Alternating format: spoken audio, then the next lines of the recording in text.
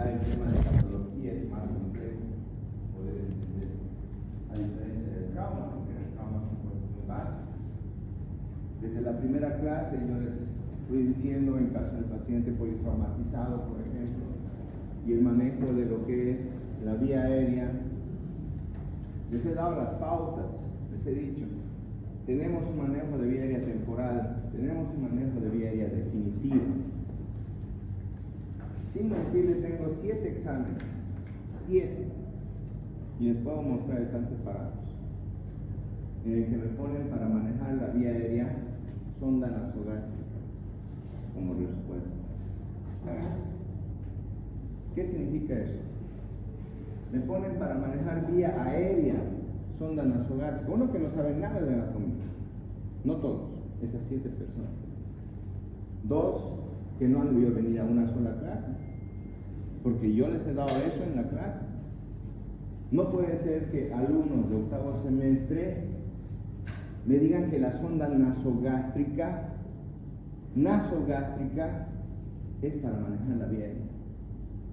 No puede ser. O sea, no entiendo.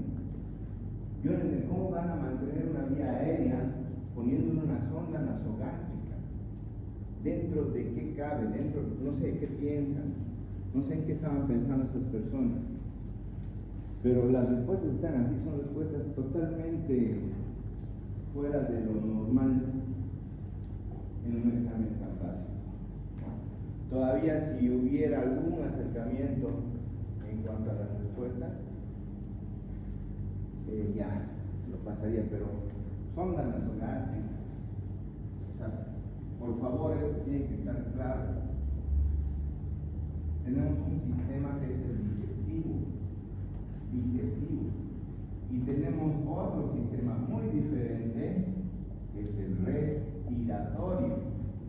Para esas 7 personas que me han puesto nasogástrica, la nasogástrica entra por la nariz hasta el estómago, no toca la vía respiratoria. ¿Cómo con una sonda nasogástrica le voy a dar una vía aérea al paciente? ¿Se están dando cuenta de semejante error que han cometido? ¿Se están dando cuenta? O sea, si llega un paciente de emergencia, se está muriendo, necesita vía aérea, sonda nasogástrica van a decir. Con la sonda nasogástrica le van a salvar la vida. Por favor, pónganse la mano al pecho y digan que esto que están estudiando es para ustedes, no es para mí. A mí no me interesa que toditos aplasten o toditos aprueben. Esto es para cada uno de ustedes. Porque lamentablemente el día de mañana, cuando estén en emergencia con un paciente real, no van a poner sonda nasogástrica a la vía aérea. Imagínense. La vía aérea es diferente, ¿verdad? Aquí, para poder mantener la vía aérea, hemos dado varios tipos de vías, como la tracción, mandibular levantamiento, mandibular la cánula de Mayo, cánula nasofaríngea, las máscaras supraglóticas o los dispositivos supraglóticos. Y dentro del definitivo hemos dicho, intubación orotraqueal, intubación. Y no ha sido una sola clase. Todas las tantas clases que hemos hecho de politraumatismo y vía aérea y trauma craneoencefálico, incluso cuando hablamos de trauma maxilofacial, se los he vuelto a repetir. 5 clases les he repetido esto. No puede ser que de 5 clases me pongan sonda nasogástrica como manejo de vía aérea. Y ahí está el resultado. Son 50 personas en su grupo. Y no vienen las 50. Generalmente en promedio tengo 30 a 35 alumnos en el taller. Estoy seguro que estas personas que no vienen son las que me ponen esas barbaridades, porque son barbaridades. Y hemos dado el primer parcial a la práctica, no ha ido ni el 5% del curso. Y eso se los demuestro ahora en la mañana. No me parece correcto. Tienen una práctica hospitalaria que no lo están cumpliendo. Me están haciendo perder una plaza para mis otros alumnos porque yo doy clases en otras universidades. Si yo les digo una hora privilegiada a ustedes que no Se las voy a quitar porque si no van a perjudicar. Y lo que vamos a hacer, lo que les he dicho desde ahora, para su grupo, su día de práctica va a ser el miércoles. Ese es su día de práctica. Y desde la siguiente semana voy a tomar asistencia a la práctica. Los grupos de práctica de miércoles fijos son de 7:30 a 8:30, de 8:30 a 9:30, de 9:30 a 10:30, de 10:30 a 11:30 y de 11:30 a 12:30. Son 1, 2, 3, 4, 5 horarios. Son 50 alumnos. 5, 10, 15, 20, 25. 5, 10, 15, 20, 25. Una semana va un grupo, otra semana va otro grupo. Mi horario es del día jueves y únicamente puede ir al jueves y Se escogen otro horario, me van a avisar. Los que no puedan ir miércoles me avisan en el celular, la siguiente clase con el celular. Pero ese es el horario que les estoy asignando. Horario de miércoles, estos son los horarios que tienen. Ustedes distribuyanse de acuerdo a su disponibilidad, pero van a ir una semana sí y una semana no, en este horario. Yo ya voy a ver si merecen que les acepte un cambio de horario, como algunas personas que no pueden ir en día. Si no, no lo voy a hacer, porque no me parece justo que ustedes no asistan a prácticas, den un examen como el que han dado, porque la verdad que las preguntas que les he hecho son recontra básicas. Puedo tomar, y quería hacerlo, de revisar este examen con diapositivas. Todas, absolutamente todas las preguntas están en las diapositivas, en la clase. Y todas las preguntas no les he repetido una vez, les he repetido varias veces. Y les he dicho en la mayoría de los casos que iba a ser pregunta de examen. Entonces eso ya tienen que ver. Lo que sí les digo, de ahora en adelante los temas son muy pesados. Muy pesados, no se confíen. El tema de masas, de cabeza y cuello, como los tumores DART, todo lo que es tiroides, todo lo que es patología cervical, es complejo. Peor cuando entremos en tórax, y tórax se vuelve más complejo todavía. Entonces, pónganse las pilas. Anteriores semestres yo les regalaba los 10 puntos del trabajo de investigación, les regalaba los 5 puntos de asistencia, pero ahora no lo voy a hacer, porque no merece. Las personas que se han dado buen examen, les felicito, no son varias personas que sí les ha ido bien, pero las personas que les ha ido mal, les ha ido muy mal. Entonces, eso no está bien. Bien, entonces, cuando hablemos de tumores o masas, dentro de lo que es hablar de un tumor, lo primero que tengo que saber es que el tumor puede ser benigno o puede ser maligno. La primera recomendación que les doy: no existe tumor benigno que sea cáncer. Por favor, siempre se equivocan con eso. No hay cáncer que sea tumor benigno. El tumor maligno es el cáncer. Este es el cáncer, este no. El benigno no puede ser cáncer. El benigno es benigno y el maligno es cáncer. Cuando nosotros operamos un paciente con tumor benigno, se hace la resección y ahí termina el problema. Pero cuando se opera un paciente con tumor maligno, cambia la situación, porque no es la misma. Nosotros, si vamos a operar un paciente con tumor maligno, no solo va a ser la resección tumoral, sino también tengo que ver si voy a hacer un tratamiento adyuvante o neoadyuvante. Depende del tipo de cáncer que tengamos. Y para eso tengo la quimioterapia, tengo la radioterapia, tengo la hormonoterapia, tengo la terapia biológica, tengo un montón de adyuvantes para que disminuyamos el tamaño del cáncer y podamos operarlo con menor riesgo, o se pueda operar. Segundo, dentro de lo que es cáncer, yo tengo que hacer un margen de seguridad de resección.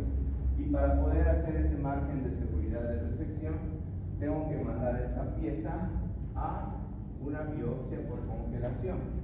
Normalmente cuando hacemos una cirugía, la pieza la mandamos al patólogo y el patólogo nos dice qué tipo de estirpe tiene si fuera un cáncer, pero nos lo da en 7 a 10 días, esa información.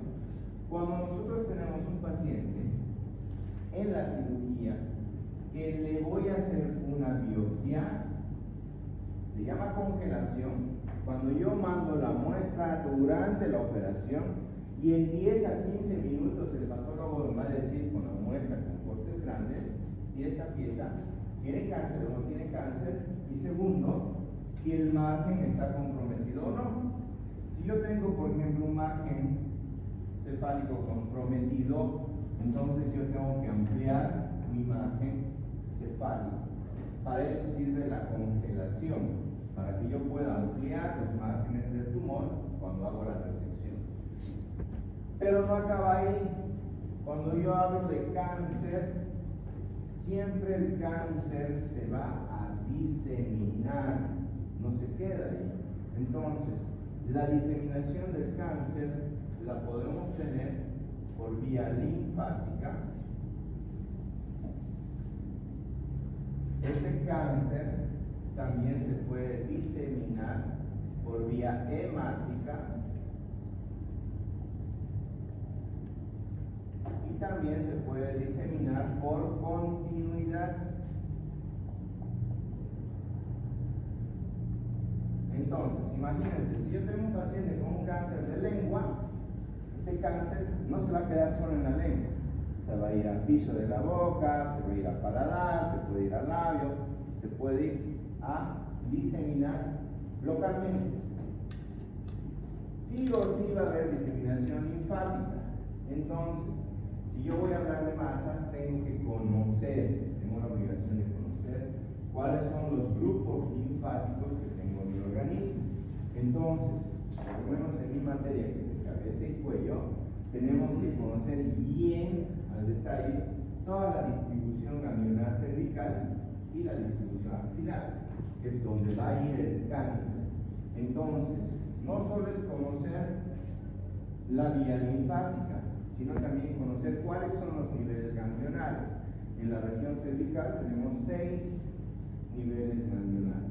Entonces tengo que conocer cada uno de esos niveles. ¿Por qué razón? Porque no todos los cánceres van a ir al mismo nivel. Depende mucho qué tipo de cáncer estoy tratando para ver qué nivel vamos a operar. Entonces es sumamente importante conocer los niveles. Cuando yo hago una cirugía de cáncer, entonces también tengo que hacer una linfadenectomía.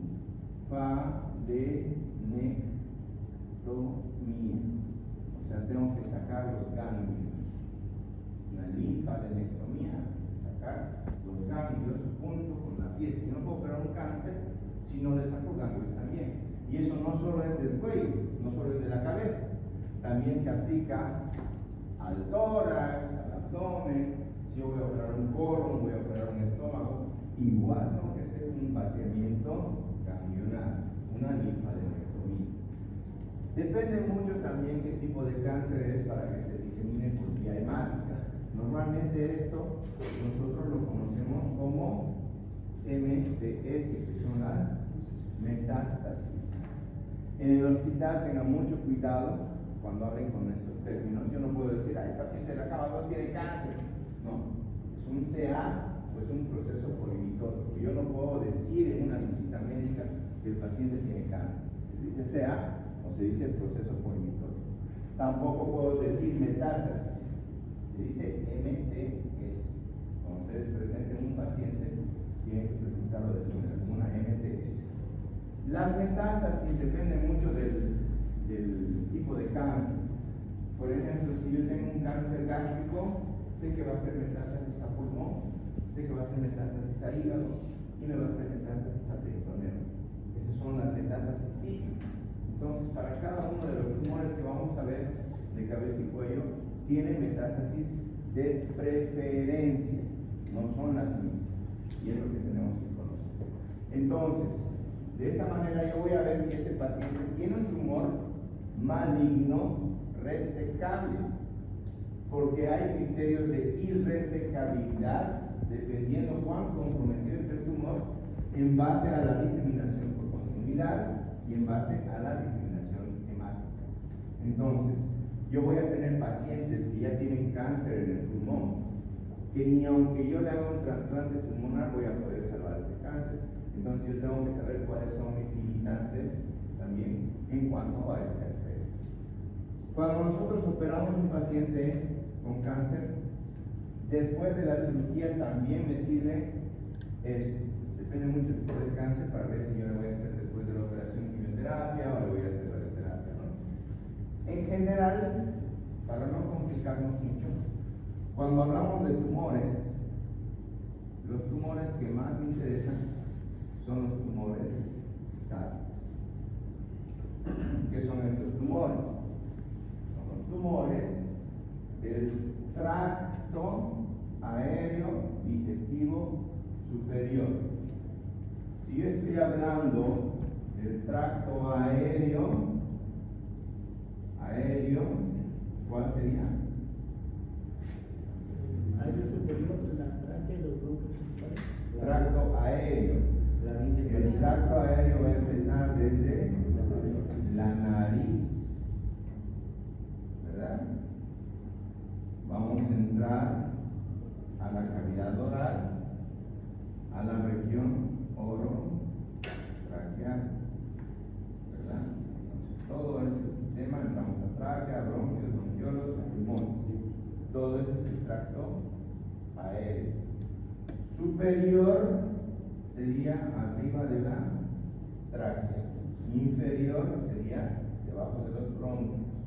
Entonces, bronquios y pulmones no entran, es hasta tráquea. En el caso del digestivo superior, ustedes ya han visto que dentro del tracto digestivo tenemos la boca, tenemos la cavidad oral. Entonces, dentro de esta boca y la cavidad oral tengo los labios, tengo el piso de la boca, tengo la lengua, tengo el paladar, tengo la laringe, la faringe, tengo el esófago, tengo el estómago. El estómago es considerado inferior para esta clasificación. El límite es esófago. Entonces, cuando hablemos de pacientes que tienen tumores del tracto aéreo digestivo superior, son tumores que están dentro de la cabeza y el cuello, porque el estómago está en el cuello, porque la tráquea está en el cuello, ¿verdad? Entonces, esos son los tumores del tracto aéreo digestivo superior. ¿Qué tienen en común estos tumores? En cirugía es muy difícil conocer todas las estirpes histopatológicas porque son bastantes, pero hay algunas que son más frecuentes que otras.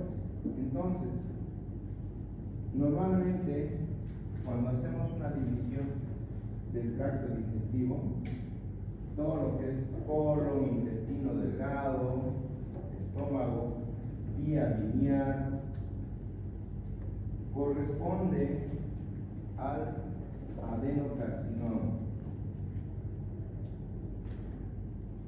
El adenocarcinoma es la estirpe más frecuente dentro de lo que es tubo digestivo. Entonces, si ustedes dan su examen del CBM para irse a Brasil, o dan su examen del CTO para ir a España, o dan el examen de residencia aquí en Bolivia, les van a preguntar, les van a decir, ¿cuál es la estirpe histopatológica más frecuente del cáncer gástrico?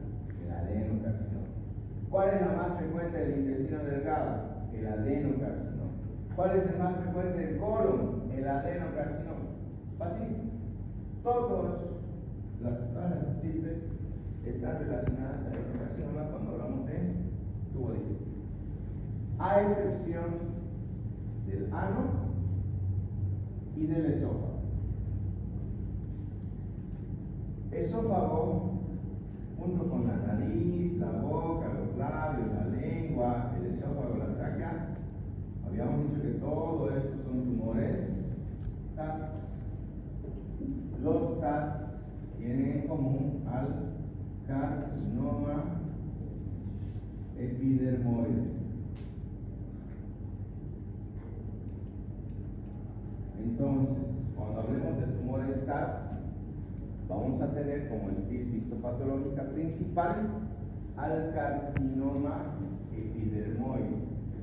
La variedad más frecuente es el carcinoma de células escamosas, pero generalmente me ponen en los exámenes como carcinoma epidermoide. Alguna vez en los exámenes de España les van a poner como de células escamosas, pero es la misma. Células escamosas y carcinoma epidermoide es lo mismo. Entonces, no se olviden, si alguna vez les preguntan ¿cuál es el cáncer de lengua más frecuente? Carcinoma epidermoide. Cáncer del labio más frecuente, carcinoma epidermoide. Cáncer de tráquea más frecuente, carcinoma epidermoide. Es el más frecuente. Yo no les voy a dar todos los subtipos de estirpes porque va a ser más complejo. De por sí es complejo esta materia, va a ser mucho más complejo si repasamos todas las estirpes que tenemos. Entonces, solo apréndanse lo más frecuente, que es el carcinoma epidermoide. Dentro del cuello, las masas son diferentes. En la región de la cabeza, lo más frecuente son los tumores TATs, con la presencia de tumores mismos. Las masas son generalmente tumores. Pero en el cuello cambia. El cuello es un poco diferente. ¿Por qué? Porque a nivel del cuello, nosotros vamos a tener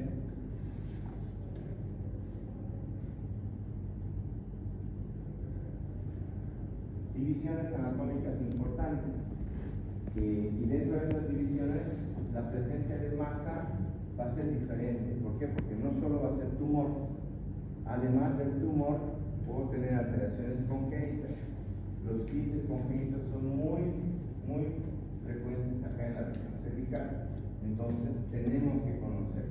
Ahora, si yo hago una división del cuello, la voy a hacer en base a puntos estratégicos claves, como el maxilar inferior, como la clavícula, como el músculo trapecio, como el músculo esternocleidomastoideo. El esternocleidomastoideo es muy fácil de ubicar cuando yo le pido al paciente que haga rotación, es el que va a sobresalir. Ese es el esternocleido. Lo que sí se complica un poquito es cuando vemos acá los músculos de la ioides. La ioides tiene 4 músculos superiores y 4 músculos inferiores, que son los supraioideos y los infraioideos. De estos grupos musculares, tengo 2 que son importantes. ¿Por qué son importantes? Porque tienen 2 vientres. Entonces, acá tengo uno, que es el bigástrico, que es el único músculo suprayoideo que tiene 2 vientres. Cuando digo 2 vientres es que el músculo viene así. Su distribución de las fibras viene así, ¿no? Tiene una zona delgada que convierte en 2 o divide en 2 el músculo. Entonces el bigástrico se viene y se dobla así como una V debajo del maxilar. Otro músculo importante va a cortar al esternocleidomastoideo, que es un músculo inferior, infraioideo, que es el homoioideo. El homoioideo es el otro músculo importante. Entonces, yo voy a tener, según estos 2 músculos, las siguientes divisiones. Acá vamos en un triángulo. que es el triángulo submentoniano. El digástrico me forma otro triángulo, que sería el triángulo digástrico.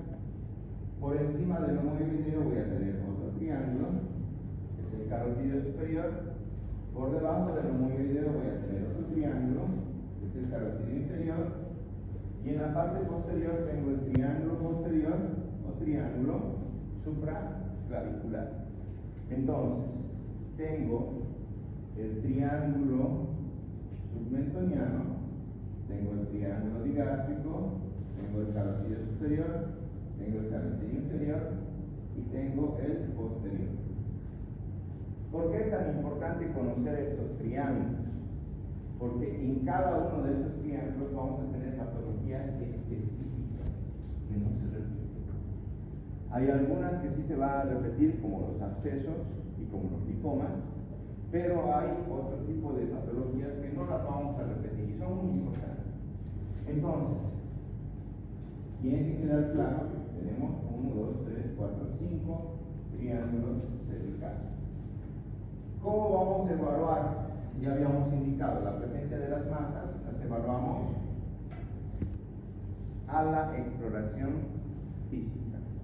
Entonces, yo tengo que hacer mi inspección, mi palpación, mi percusión, mi auscultación.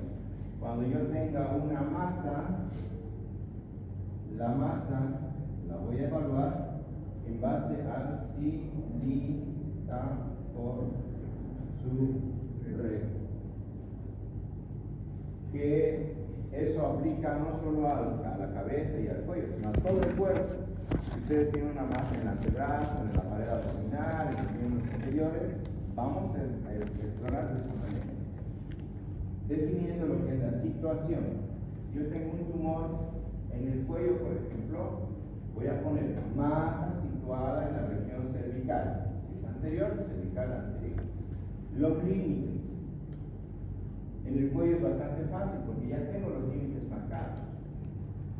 Yo, si tengo una masa en el cuello, puedo decir directamente masa situada en la región cervical anterior en el triángulo carotidio superior. Entonces, cualquier médico ya va a saber que el triángulo carotidio superior está formado por el vientre posterior del digástrico, el esternocleidomastoideo y el vientre anterior del homoideus. Ahí ya tengo mis 3 triángulos, ¿no? También tengo que evaluar el tamaño. Tamaño lo vamos a medir con una cinta métrica. Ahí vamos a ver si es de 1 centímetro, de 2 centímetros, etc. El tamaño es muy importante porque si yo tengo masas mayores a 2 centímetros, es más probable que sea cáncer. Entonces, si yo tengo un tumor que es grande, es más riesgoso a que tengamos un cáncer. Esto en cuello, incluso en la tiroides. Si yo tengo masas de más de 2 centímetros, tenga mucho cuidado porque puede ser maligno. La forma tiene una forma circular o una forma ovoidea. No tengo otra forma más. Las masas son ovoideas o son circulares. La superficie puede ser lisa o puede ser rugosa. La relación a planos profundos es muy importante también porque si el tumor es maligno, se va a pegar más, entonces no se va a poder mover. En cambio, si la masa es móvil, es menos probable que sea cáncer, es más probable que sea un tumor benigno. Y finalmente, la consistencia. Obviamente, si la consistencia del tumor es dura, es más probable que sea malo. Y si es blanda, tengo la obligación de descartar 2 cosas: la tetrada y la pentada. ¿Tetrada de qué? Tetrada de Celsius. ¿Y pentada de qué? Pentada de 18. ¿Cuál es la tetrada de Celsius? Rubor, calor, tumor, dolor. Tengo un paciente que tiene un tumor, una masa, tengo que ver si hay rubor, tengo que ver si hay calor, tengo que ver si hay dolor. Porque si tiene eso, la tetrada de Celsius me dice que eso es un proceso inflamatorio. probablemente sea un absceso. La ventana del Virchow no es más que esa tetrada: rubor, calor, tumor, dolor, más impotencia funcional. Si yo tengo una masa aquí grande en el cuello, que es un absceso, y el paciente no puede mover el cuello, eso es impotencia funcional. Estamos hablando de una tetrada de Virchow, ¿verdad? Entonces, cuando revisamos un paciente,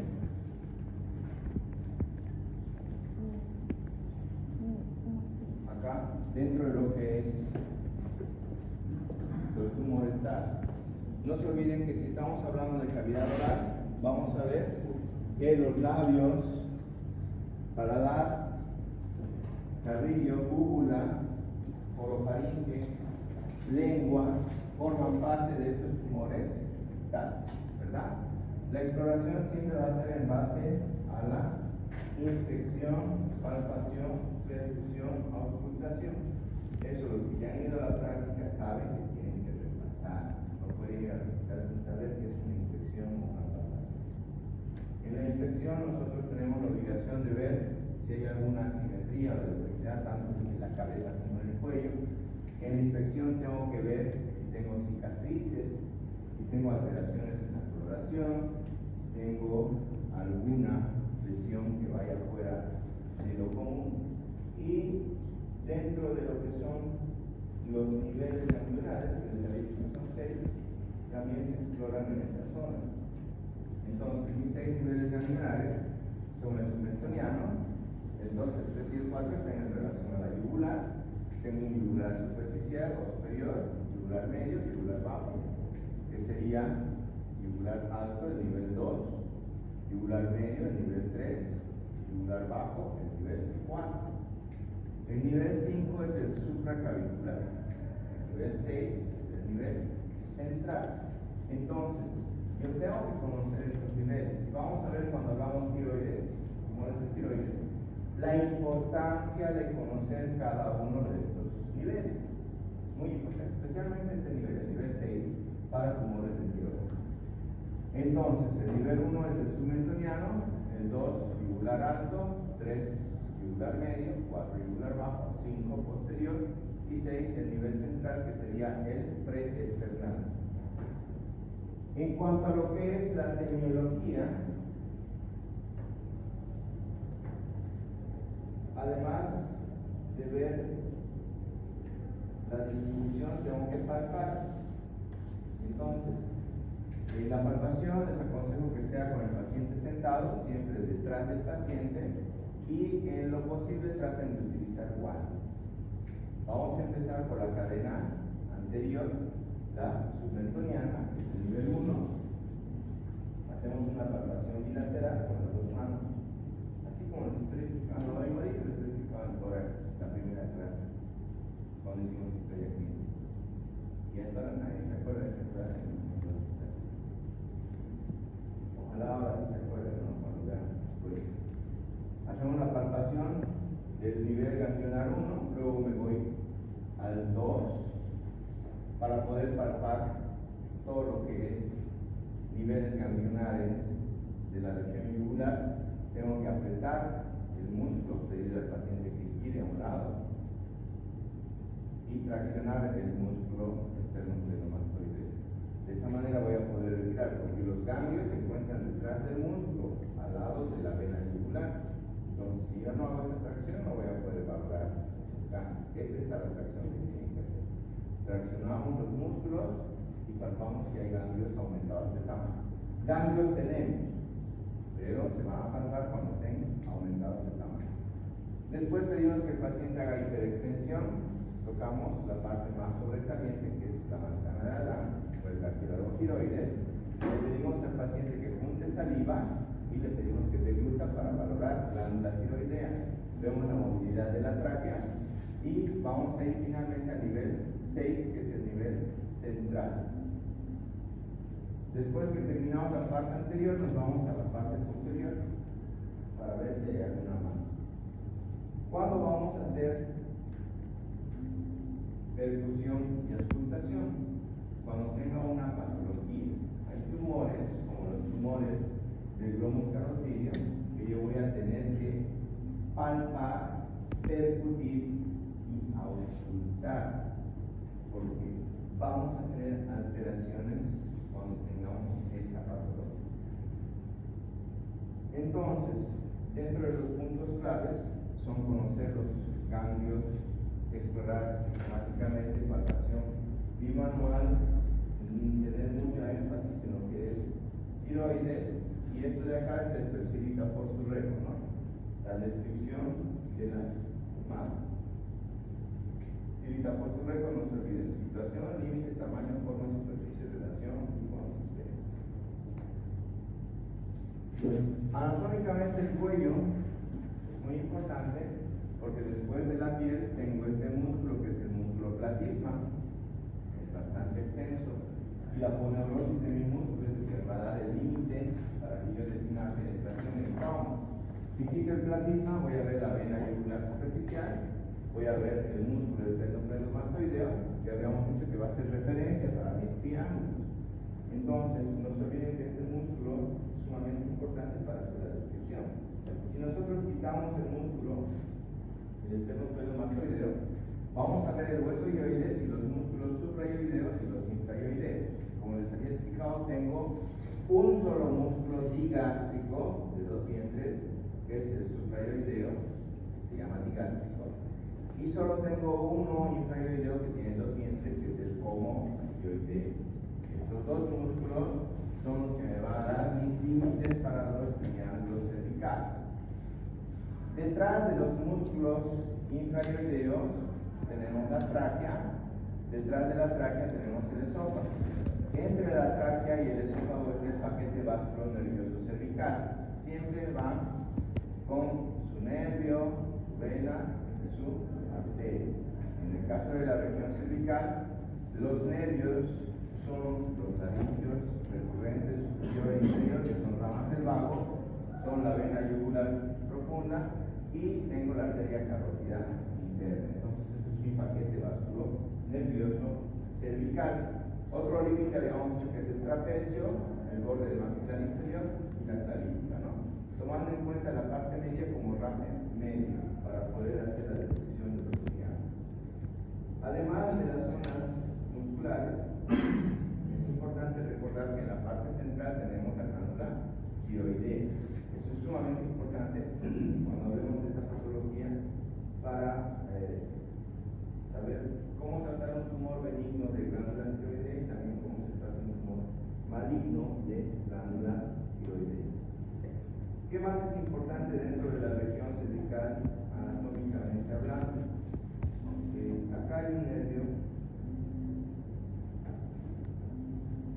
este de acá, que es el nervio espinal. El nervio espinal es muy importante cuando nosotros hacemos vaciamientos ganglionares y hacemos cirugías resectivas de cáncer cervical. Entonces, tómenlo muy en cuenta el nervio espinal cuando hagamos la resección. Estos videos están en YouTube, son del doctor Leonardo Coscarelli, les aconsejo que los vean, y me marca la división de los 5 triángulos, ¿no? Maxilar inferior, el digástrico, en línea media, el músculo esternocleidomastoideo, la clavícula y el trapecio. De esa manera, nosotros vamos a tener la división de los 5 triángulos. A ver si les vamos a mostrar.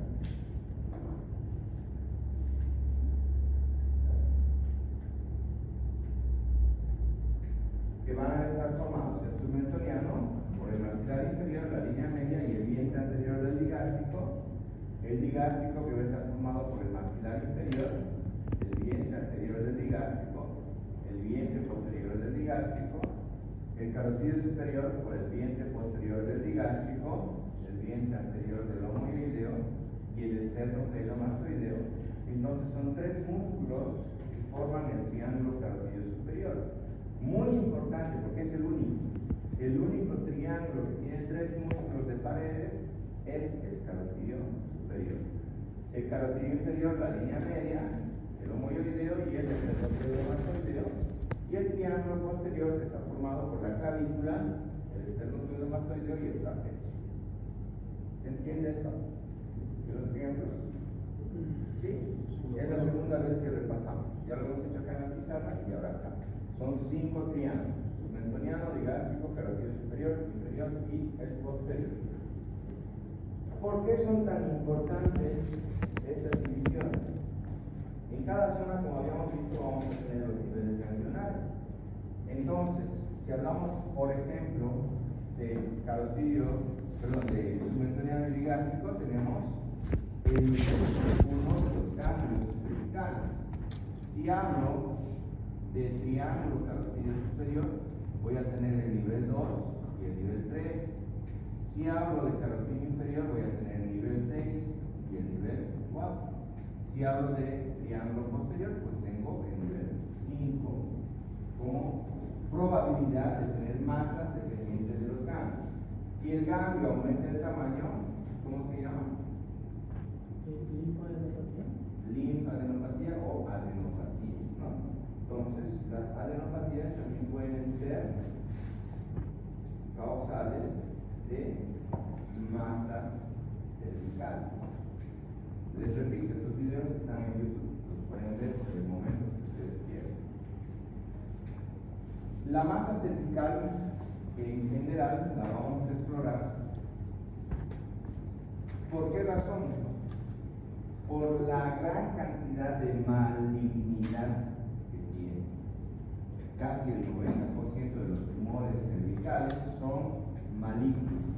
¿Y cómo voy a detectar una malignidad? ¿Cómo hacemos la detección del cáncer? Muy bien. Para hablar de cáncer siempre voy a hacer de la biopsia, ¿verdad?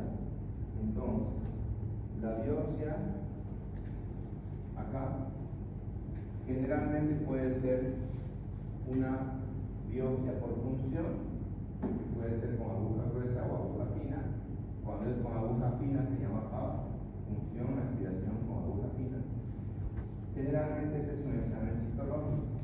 La función con aguja gruesa se llama función core o core biopsia, que también la conocemos como función con throughput. El throughput es ideal para tomar muestras pequeñas. Si yo tengo masas más grandes, le voy a hacer una biopsia incisional o excisional al paciente. Este es mi tumor. Si de este tumor yo le saco un pedacito, eso se llama una biopsia incisional.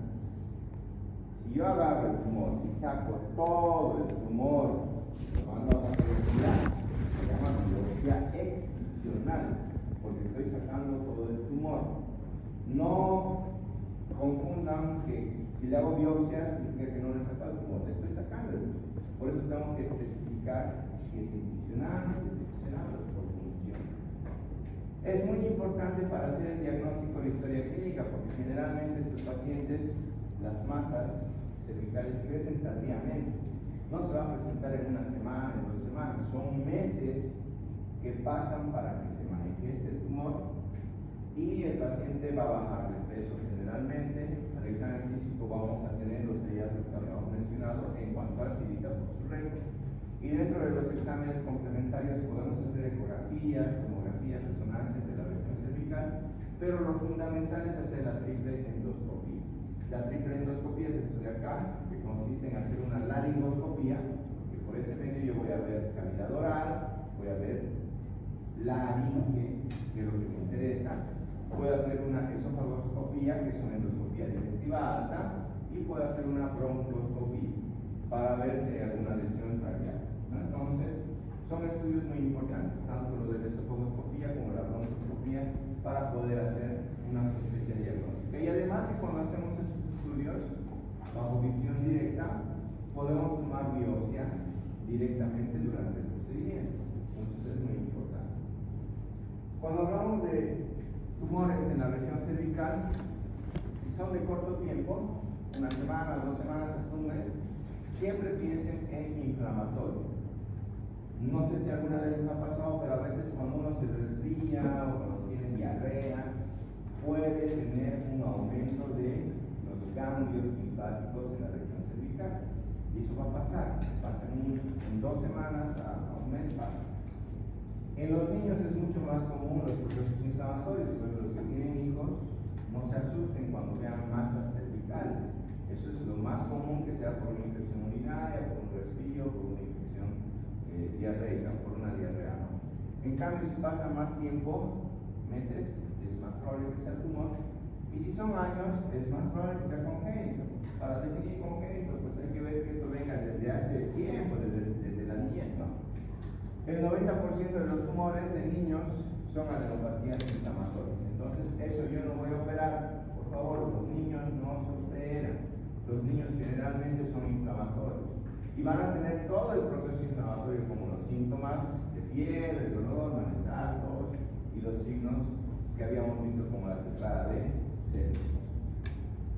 Entonces, es muy importante que repasemos cada uno de estos triángulos. El triángulo submentoniano, les vuelvo a repetir cuarta vez, está formado por maxilar inferior, rafe medio y diente anterior del ligar. ¿Qué voy a tener dentro del triángulo submentoniano? Tumores del piso de la boca y tumores del labio. Esto es sumamente importante porque los tumores del piso de la boca y de los labios no se van a presentar en ningún otro triángulo más, son exclusivos del triángulo submentoniano. El quiste dermoide es un quiste congénito que solo se presenta en triángulo submentoniano. No lo vamos a tener en otro triángulo. Por eso, cuando venga a su consulta un paciente y tenga una masa en esta zona central, hay que descartar que no sea congénito con el quiste dermoide, y hay que descartar que no sea un cáncer que venga por un tumor del piso de la boca o de labios. Entre lo importante también están los abscesos. Los abscesos en toda esta línea submaxilar, tanto en el gástrico como en la región submentoniana, son frecuentes. ¿Por qué? Porque de las caries dentarias de los procesos odontológicos manda pus hacia la región maxilar. Entonces, el absceso submentoniano, el absceso digástrico, viene en el 90% de los casos por una caries mal tratada. Y eso es muy importante que sepamos.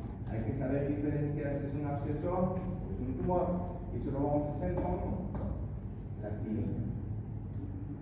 El absceso va a tener fiebre, va a tener dolor, va a tener eritema. El tumor no. Entonces, podemos diferenciar de esa forma. Entre el tumor y el quiste, la palpación, la consistencia nos va a dar la diferencia. Entonces, es muy importante. Entonces, es claro, no hay como hasta los de kinder pueden diagnosticar un absceso. No vamos a ver rubor, tumor, dolor, en algunos casos va a estar saliendo secreción por ahí. No es difícil hacer el diagnóstico de abscesos. En caso de tumores, recuerden siempre maxilar inferior, rafe medio, diente anterior del digástrico. Aquí está mi triángulo submentoniano. Este es un tumor que viene de piso de la boca. Un tumor de piso de la boca se presentan así. Si el eritema se extiende a lo largo del cuello, como en este caso, no está localizado tampoco de esta zona, asústense, preocúpense, porque esta es una angina de Ludwig. La angina de Ludwig viene de procesos sépticos de la cavidad oral, generalmente de las amígdalas, y pueden desencadenar este tipo de reacción inflamatoria en toda la región cervical. Angina de Ludwig entonces también se puede presentar en triángulos submentonianos. Lo que habíamos mencionado, los quistes, ¿cómo se llaman estos quistes congénitos? ¿Cómo? ¿Cómo? ¿Cómo? Sí, ahorita le acabo de... ahorita no es que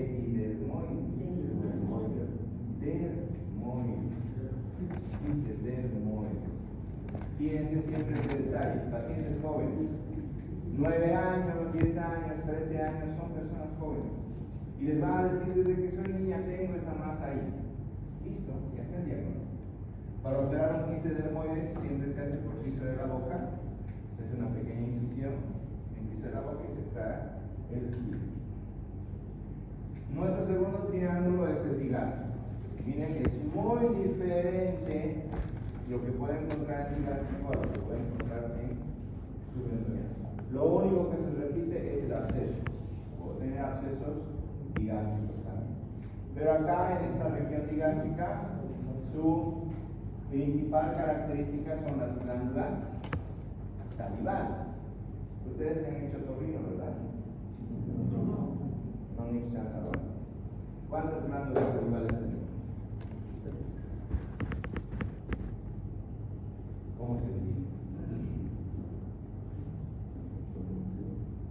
Tenemos glándulas salivales mayores y glándulas menores. Las mayores son tres: la sublingual, la submaxilar y la parótida. ¿Y cuántas menores tenemos?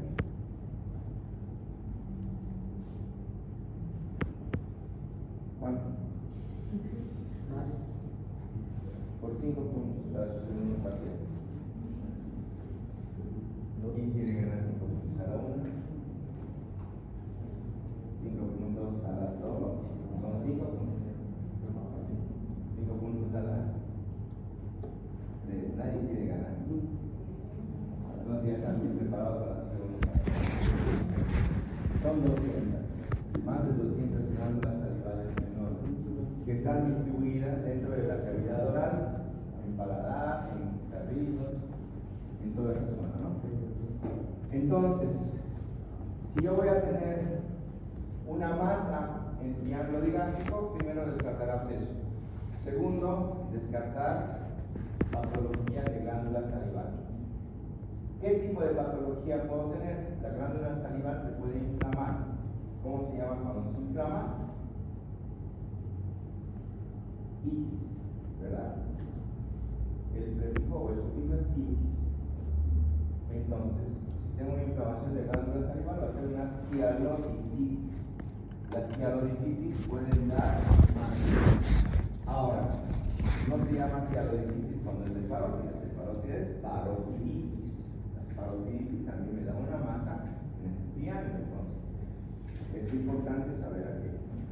Si tengo cálculos que obstruyen el conducto, que todas las glándulas tienen conductos de Warthin, conductos de Stensen, para glándulas maxilar y para parótida.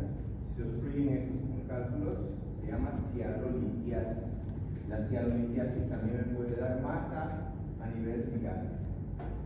Estas masas salivales también pueden convertirse en cáncer. Y el tumor, entonces puedo tener el tumor benigno de parótida y tumor maligno de parótida, como también puedo tener tumor benigno y maligno de glándula submaxilar, porque la sublingual está debajo de la lengua. Acá solo tengo dos glándulas salivales, la submaxilar y la parótida.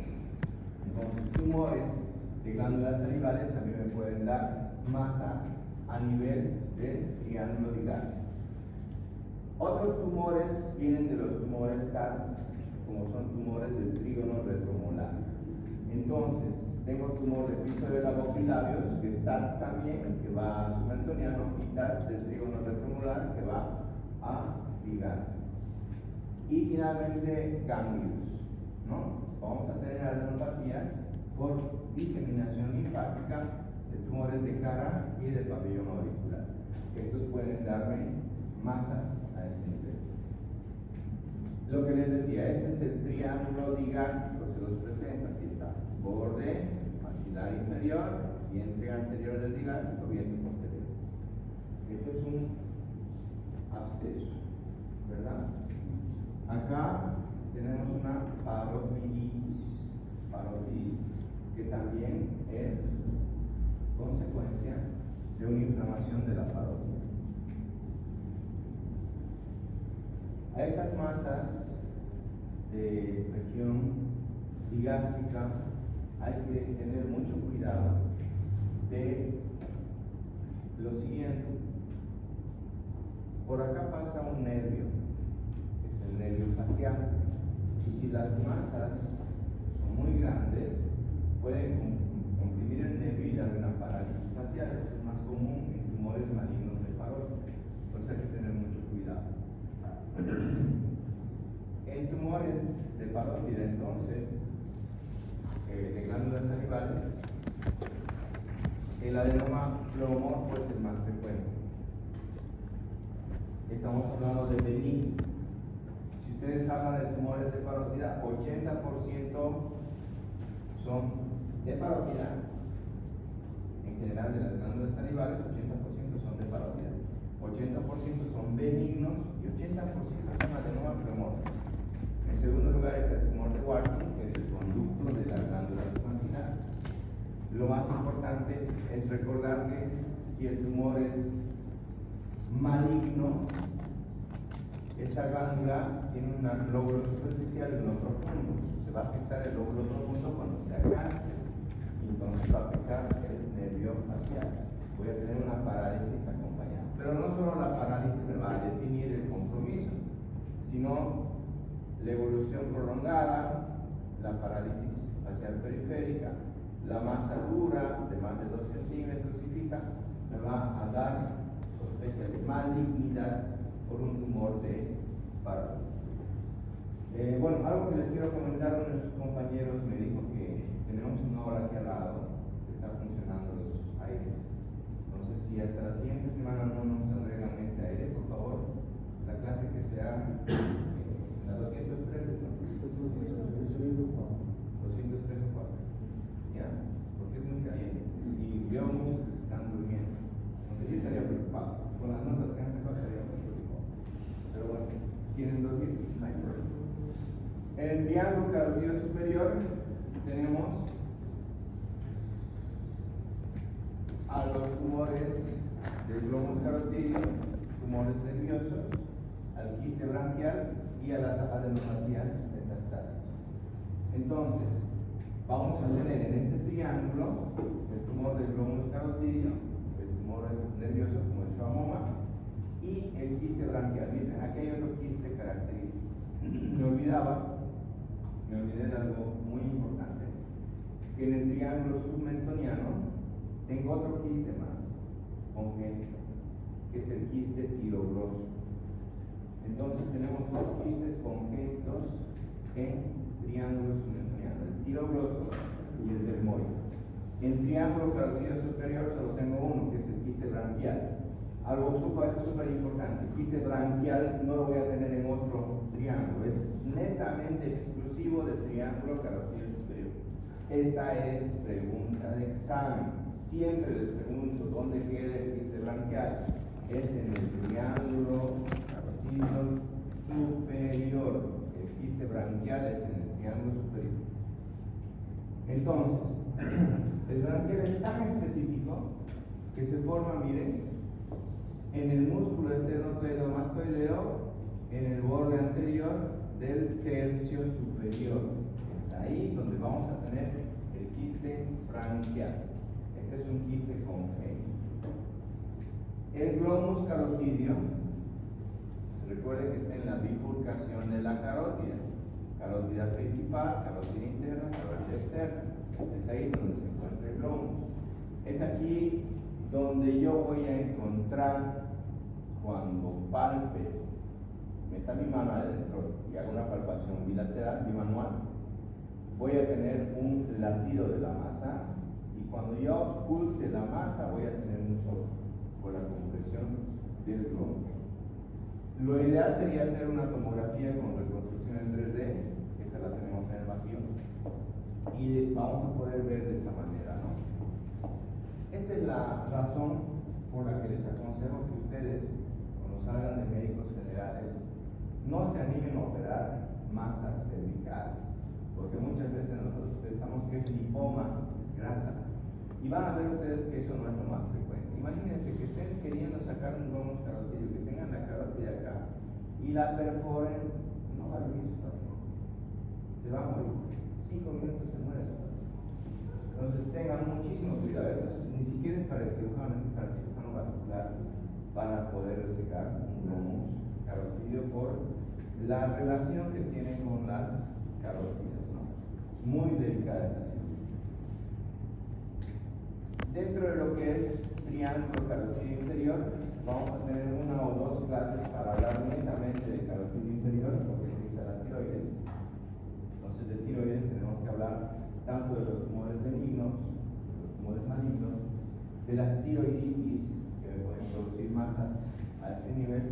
También tengo neuropatías que son del nivel 6, del nivel central, y podemos tener tumores como el trauma en esta zona. Entonces, yo no voy a tener, obvio, lógico, ¿no? Tumor de tiroides en carotidio superior o en submentoniana. El tumor de tiroides es netamente de carotidio superior. Este es el famoso glomus, o el famoso quiste tiroides.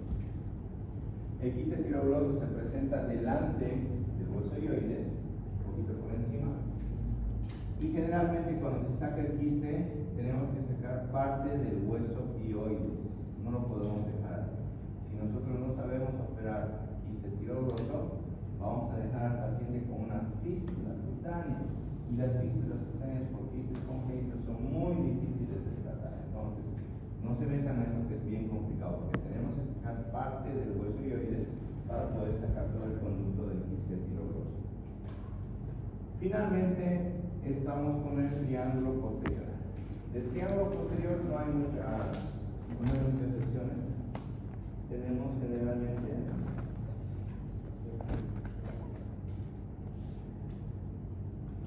lesión nerviosa del 11º par, que sería el espinal. Muy bien, cuando tengo lesión del espinal va a haber una masa. Aquí tengo otra masa congénita que es el linfangioma quístico. Linfangioma quístico también solo tengo en triángulo posterior. Y esta ya la han debido ver en cirugía de abdomen, que es el ganglio de Virchow. El ganglio de Virchow es un ganglio que se presenta generalmente en la región supraclavicular izquierda y es característico del cáncer gástrico. Es patognomónico. Cáncer gástrico. Y ya para terminar, porque ya estamos sobre hora, simplemente mostrarles esta tabla de estadística y fíjense dónde están los linfomas. Dentro de lo que son masas cervicales, en general, masas de cabeza y cuello, 20% son congénitos. Aquí tengo el dermoide, el branquial, el tirogloso, el linfangioma quístico, son 4. 80% son adquiridos. De esos adquiridos, 20% son benignos, que traían los linfomas, y 80% son malignos. Entonces, siempre va a ser más frecuente el adquirido maligno. Y de ese maligno, el más frecuente es el secundario, que es la metástasis. Primario se refiere que es dentro del cuello, que se origina ahí, que puede ser por el músculo, por la grasa, los ganglios, los nervios, y de ahí se origina un tumor primario. Pero eso no es lo más frecuente es la metástasis. ¿La metástasis de dónde? ¿De dónde? 80% supraclavicular. ¿De dónde?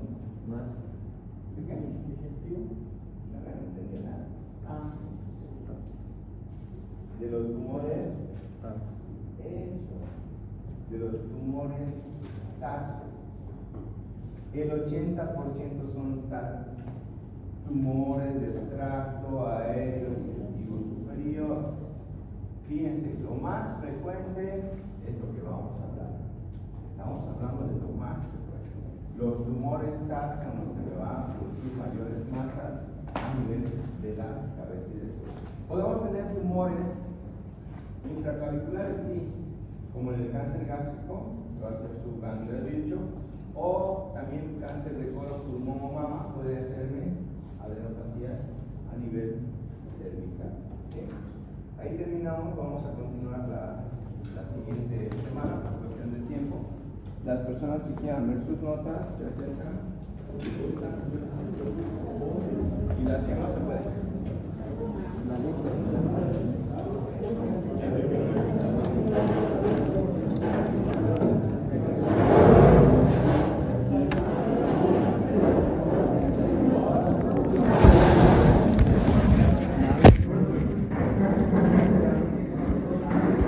Le tiró 1 hora hablando.